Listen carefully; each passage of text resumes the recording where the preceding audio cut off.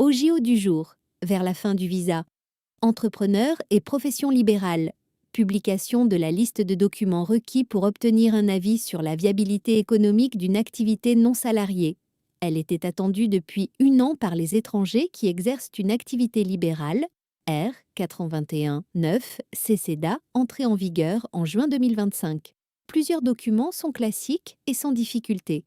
D'autres interrogent, tant en raison de la nature des activités libérales que de l'impossibilité de les produire pour quelqu'un qui réside encore à l'étranger, puisque les consulats exigent désormais l'avis favorable pour délivrer un visa, notamment de avoir un compte dans une banque ayant son siège social au sein de l'Union européenne, soit étant agréé par la Banque centrale européenne ou par l'autorité de contrôle prudentiel et de résolution quand on connaît la difficulté que certains ressortissants étrangers déjà présents en France et en situation régulière ont pour ouvrir un compte bancaire, y compris dans les banques en ligne.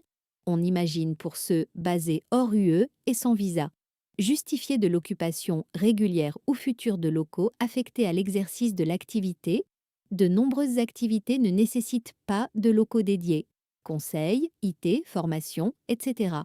Et trouver un local tout en étant encore basé en Argentine, au Burundi ou au Vietnam est une gageure. L'avis ne vise plus à contrôler uniquement la viabilité économique future d'un projet, mais risque de limiter artificiellement les projets soumis.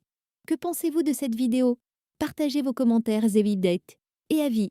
Abonnez-vous à Atlas Avocate pour plus d'informations en droit des étrangers en France, avoir des certitudes sur votre projet administratif.